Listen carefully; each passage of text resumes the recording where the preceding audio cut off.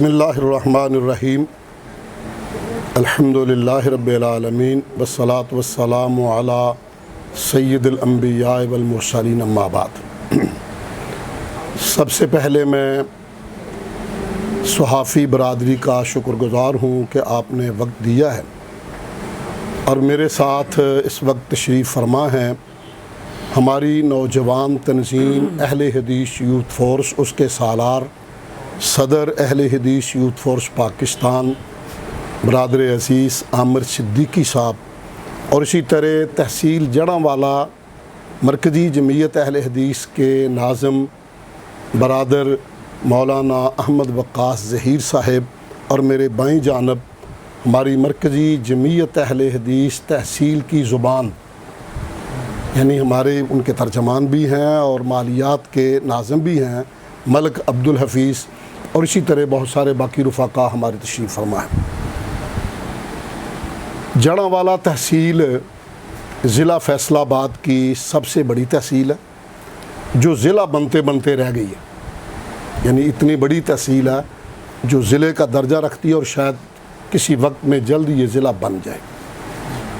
ایسی کو نظر لگی ہے، اس کو اللہ ہمیں معاف کر دے، لیکن اس میں جو اصل فیکٹر ہے اس پہ نگاہ شاید الجھ گئی، معاملے کو گڑبڑ کر دیا گیا۔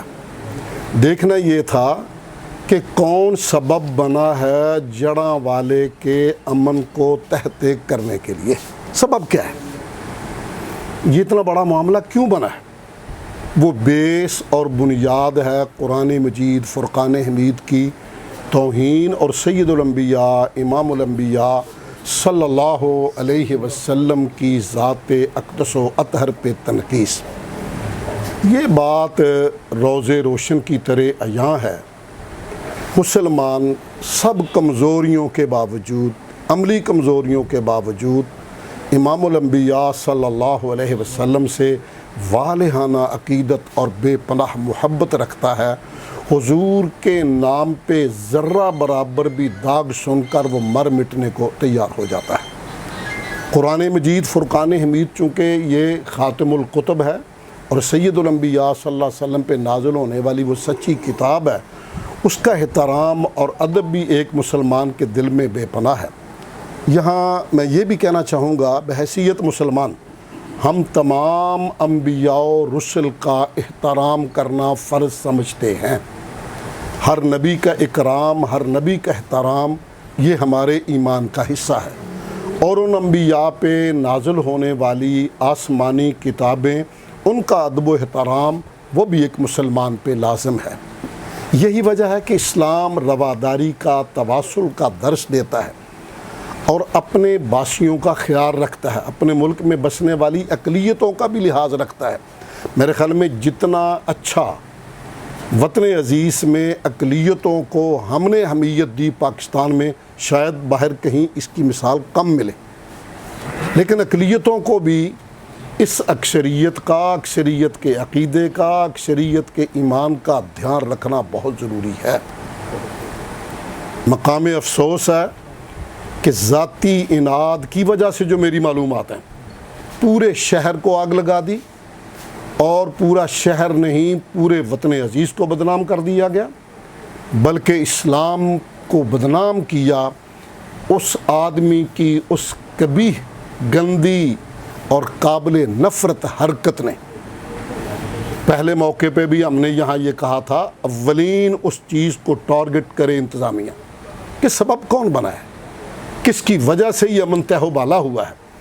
ہم قطعی طور پہ حمایت نہیں کرتے جذباتیت کا، کسی بھی مذہب کی عبادت گاہوں کا احترام ہمارا ایمان ہے، اس کو بھی چھیڑنے کی ہم اجازت نہیں دیتے۔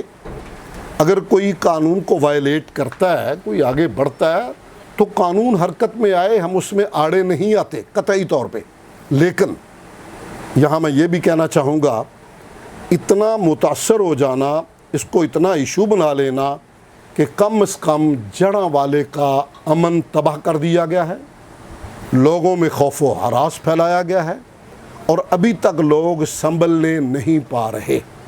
ہم نے اس موقع پہ بھی کہا، آج بھی میں آپ کی وساطت سے یہ میسج آئی جی صاحب، ضلعی انتظامیہ اور حکومت پنجاب اور وفاقی حکومت کو یہ میسج دینا چاہتا ہوں کہ جڑاں والا کو اتنا ٹارچر نہ کریں، ذہنی مریض نہ بنائیں، انہیں اس خوف سے نکالیں۔ ہاں، اس کے ہم حامی ہیں، آپ کے پاس ویڈیوز ہیں، آپ کے پاس ثبوت ہیں۔ جن بندوں نے جلاؤ گھراؤ میں حصہ لیا، وہاں تک تو قانون اپنی حرکت میں رہے۔ جس طرح جو آیا اس کو دھر لیا، جو آیا اس کو دھر لیا۔ اب کم از کم اتنے دن گزر گئے ہیں، انتظامیہ کو صحیح انکوائری کر کے دونوں باتوں پہ، پہلے کیس پہ بھی جو بنیاد ہے، جو ابتدا ہے، جو خرابی کا سبب ہے، جو خرابی کی جڑ ہے، جس وجہ سے یہاں آگ لگی، اس کی بھی صحیح انکوائری کر کے انہیں کیفر کردار تک پہنچانا چاہیے۔ اسی طرح باقی بھی آپ کے پاس سارے ثبوت وجود موجود ہیں، تو جو لوگ ویسے ہی وہاں نکلے، کوئی باہر چل رہا تھا، پکڑ کے لینے شروع کر دیے۔ ہمارا یہ مطالبہ ہے فی الفور بے گناہوں کو رہا کیا جائے، اگرچہ اس پہ مقدمات بھی درج ہیں، آپ نے انکوائری کر لی ہے، کچھ رہتی ہے تو فی الفور مکمل کریں۔ اس کیس کو لمبا کر کے جڑاں والا کو ذہنی مریض نہ بنایا جائے، ایسے نہ ہو یہ لاوا اندر پکتا پکتا کہیں باہر پھیل نہ جائے۔ مبادہ ہم اس سے ڈرتے ہیں، کہنا نہیں یہ چاہتے، نہ اس کی درخواست کرتے ہیں، نہ ہم اس کا مطالبہ کرتے ہیں، لیکن یہ ایک فطری ہے، فطری عمل ہے۔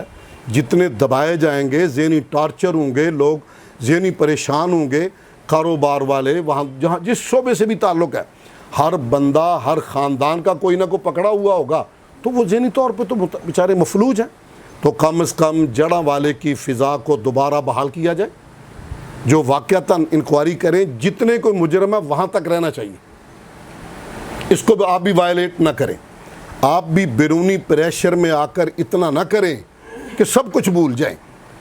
قرآن مجید کی توہین اور سید الانبیاء صلی اللہ علیہ وسلم کی ذات اقدس پہ کہے ہوئے الفاظ والے بندے انکوائری کر کے 1 ہیں، 2 ہیں، 3 ہیں، 4 ہیں، جو آپ نے دیکھے، جو آپ نے انکوائری اس کی بھی ہم کہتے ہیں صحیح طور پہ ہو، کسی ناجائز بندے کو سزا نہیں، اس میں بھی نہیں ہونی چاہیے، ہم اس کے حق میں نہیں ہیں۔ اور اسی طرح یہاں جو لوگ بے گناہ ہیں انہیں فی الفور آزاد کر دینا چاہیے، تاکہ جڑاں والا اپنے معمول پہ آئے، یہاں کاروباری زندگی چلے۔